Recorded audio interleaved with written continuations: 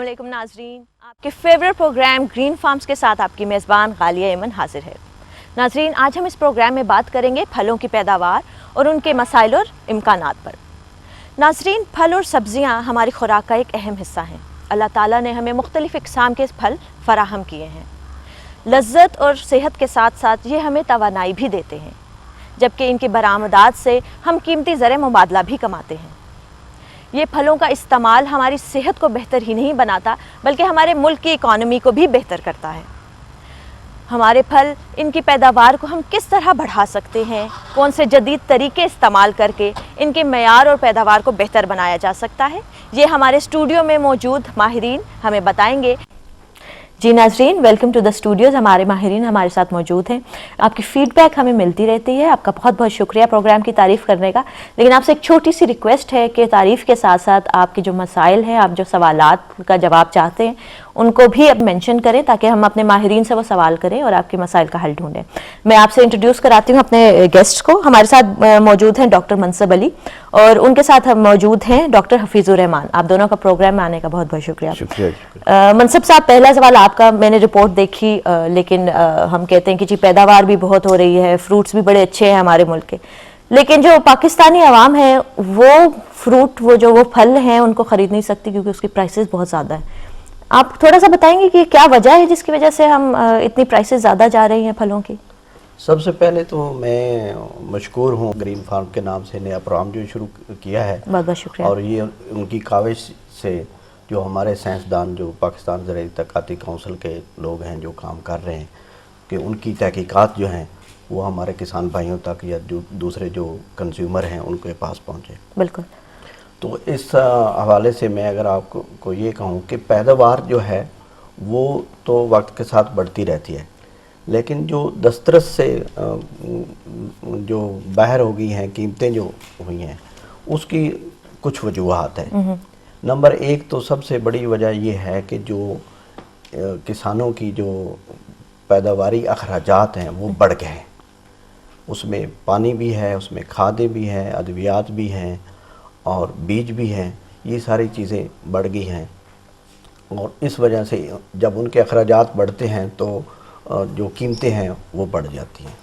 दूसरा ये है कि लेकिन डॉक्टर साहब, इसमें किसान तो फिर भी शिकायत करता है कि जी हमें तो इतना मुनाफा नहीं होता है। ये जो आगे आपके डीलर्स आ जाते हैं जो फ्रूट बेचते हैं, उनकी कमाई आई थिंक ज़्यादा होती है।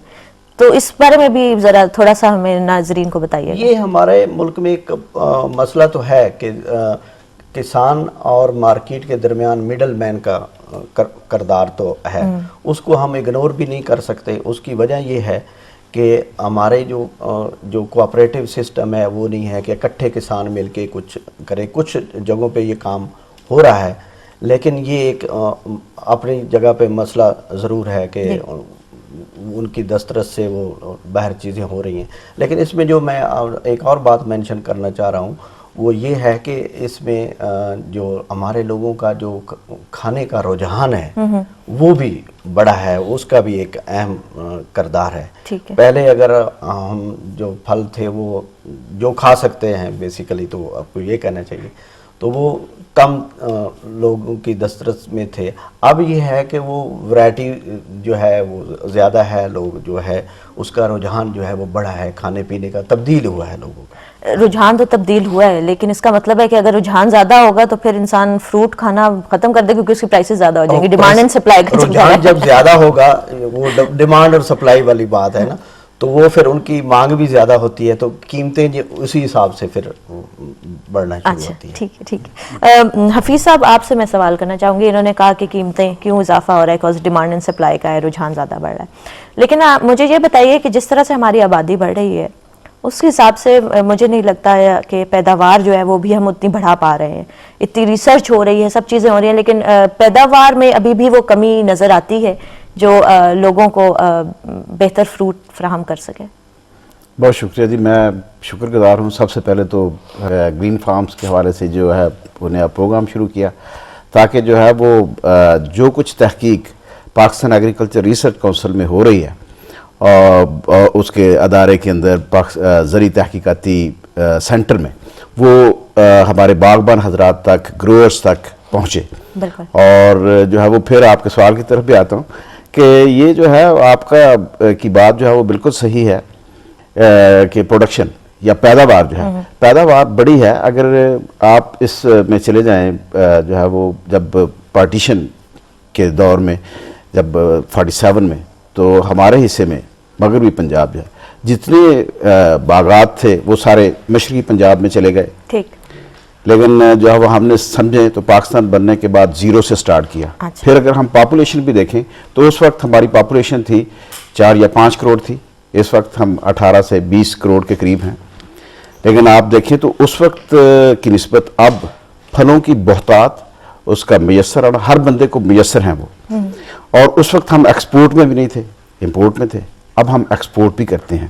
یہ اس چیز کی انڈیکیشن ہے کہ پیداوار کم نہیں ہوئی, پیداوار بڑی ہے, رقبہ بھی اس کے اندر بڑا ہے. اچھا. اور پر ایکڑ پیداوار بھی جو ہے وہ کسی حد تک بڑی ہے. اور اس میں جو ہے وہ زرعی ماہرین کی کاوشوں, تحقیقاتی اداروں کی کاوشوں کا نتیجہ جو ہے وہ اسی کی وجہ سے, اور پھر ہمارے جو باغبان حضرات ہیں ان کی اپنی محنت کی وجہ سے بڑی ہے.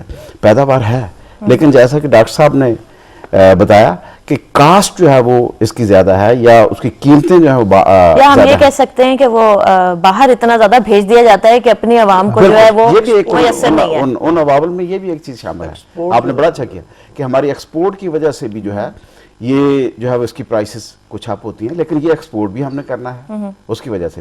لیکن پروڈکشن جو ہے وہ بھی اپنی جگہ. اب دیکھیں ہماری جو ہے وہ تقریباً 4-5 فروٹ ایسے ہیں جو ہمارے ایکسپورٹ میں ہیں. ہمارے آم ایکسپورٹ میں ہیں, اسی طرح سے کینو یا مالٹا, سٹرس ترشابہ پھل ہمارے ایکسپورٹ میں ہیں, ڈیٹس ایکسپورٹ میں ہیں, ایپل ایکسپورٹ میں ہیں, جن کو ہم باہر بھی بھیجتے ہیں. پھر ٹرانسپورٹیشن کاسٹ بھی بڑی ہے.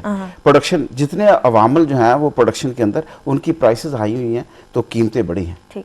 لائک اس میں صرف یہ نہیں ہے کہ فروٹ کے پرائسز میں بہت سارے اور بھی عوامل ہیں. بالکل. پیٹرول مہنگا ہوتا ہے تو ٹرانسپورٹیشن مہنگی ہو جاتی ہے, کھاد مہنگی ہوگی, پانی اویلیبل نہیں ہوگا تو اس میں بھی مسائل ہوں گے.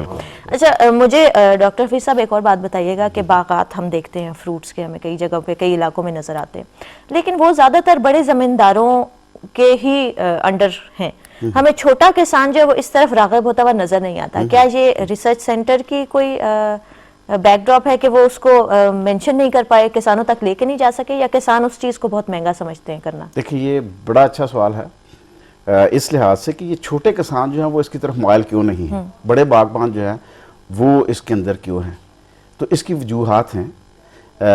کچھ کا تعلق پالیسیز, حکومتی پالیسیز جو ہیں ان سے بھی ہے, اور کچھ اور بھی حقائق ہیں جس کی وجہ سے.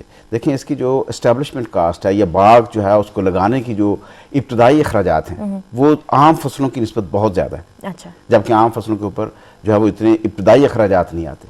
پھر جو ہے اس کی دوسری بڑی وجہ یہ ہے کہ اس نے فروٹفل یا تجارتی پیمانے کے اوپر اس سے جو آمدن شروع ہوتی ہے وہ 3-4 سال کے بعد, بلکہ بعض کا 6 سال کے بعد شروع ہوتی ہے. جس طریقے سے ہمارے باغات لگ رہے ہیں, کسان حضرات جس طرح سے لگا رہے ہیں, تو جلدی پیداوار تجارتی پیمانے کے اوپر اس کا ریٹرن گروور کو نہیں ملتا. اس لیے چھوٹے کاشتکار ان 2 وجوہات کی بنا پر کہ ابتدائی اخراجات وہ پورے نہیں کر پاتے, پھر ان کی جو ذریعہ آمدنی جلدی 5-6 سال چاہیے وہ پورا نہیں ہو پاتا, اس لیے اس کی طرف کم مائل ہیں.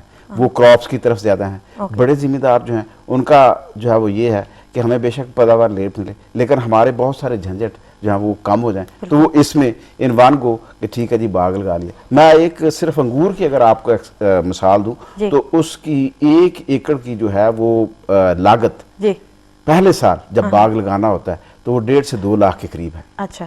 تو اتنا ایک چھوٹا کسان جو ہے وہ اس کو نہیں کر سکتا. اس میں تحقیق کا جو ہے وہ نہیں ہے کوئی ایسا, اس کی مین ریزن جو ہے وہ یہ ہے. ٹھیک ہے. اچھا منصب صاحب آپ مجھے بتائیں, حفیظ صاحب نے بتایا کہ جی چھوٹا کاشتکار جو ہے اس کو مینٹین نہیں کر سکتا بس وہ مہنگی چیز ہے اس کو کرنا. تو کیا ریسرچ سینٹر یا گورنمنٹ سے آپ کی کوئی اس طرح کی کنورسیشن نہیں ہوتی کہ جس میں آپ سبسڈی دی جائے؟ کئی ملکوں میں ایسا ہوتا ہے کہ اگر آپ کسی چیز کی کاشت بڑھانا چاہتے ہیں تو اگر اس میں ٹائم سپیم زیادہ ہے تو آپ کاشتکار کو کسی اور چیز میں اس کو ہیلپ کر دیتے ہیں تاکہ اس کی روزی روٹی آتی رہے اور وہ چیز وہ کاشت کرے. تو اس طرح کا کوئی پروگرام آپ کر رہے ہیں اس سلسلے میں؟ اس سلسلے میں غالیہ عرض کروں گا کہ ہمارے جو چھوٹے کسان ہیں ان کے لیے بھی جو مختلف ہمارے صوبائی یا قومی محکمے ہیں وہ تحقیق بھی کر رہے ہیں اور ان کو راغب بھی کر رہے ہیں. असल में बात तो ये है कि तहकीक से अपने किसान भाइयों को राग़िब भी किया जाए और उनको बताया जाए कि उसमें कौन सी मुनाफा बख्श। इसमें मैं एक मिसाल दूंगा कि जो छोटे किसानों की बात हो रही है, तो उसमें जो डॉक्टर साहब ने बताया कि उसमें टाइम ज़्यादा लगता है, उसको अपनी फैमिली को सपोर्ट करने के लिए उसको इनकम चाहिए, पैसे चाहिए, तो या वो उस फसलों की तरफ जाएगा या फिर वो सब्जियों की तरफ जाएगा। और इसमें एक जो आजकल बड़ा ट्रेंड हुआ है और ये बड़ा जल्दी है, स्ट्रॉबेरी जो है, इसमें छोटे फार्मर हमारे आए हैं। अच्छा। और वो उन्होंने स्ट्रॉबेरी को लगाना शुरू किया क्योंकि उसमें उनको जल्दी जो है मुनाफा मिल सकता है और वो उसमें जा रहे हैं। तो उसमें जैसे जैसे अवेयरनेस आ रही है, लोग उसकी तरफ राग़िब हो रहे हैं। मैं आपको यहाँ पे आपकी बात को टोकूंगी। हम एक छोटी सी ब्रेक लेते हैं, फिर वापस आते हैं और आपकी बात को कंटिन्यू करेंगे। नाज़रीन, हम एक छोटी सी ब्रेक पर जा रहे हैं, प्लीज़ हमारे साथ रहिएगा। एक ब्रेक पे जाते हैं और फिर वापस आते हैं।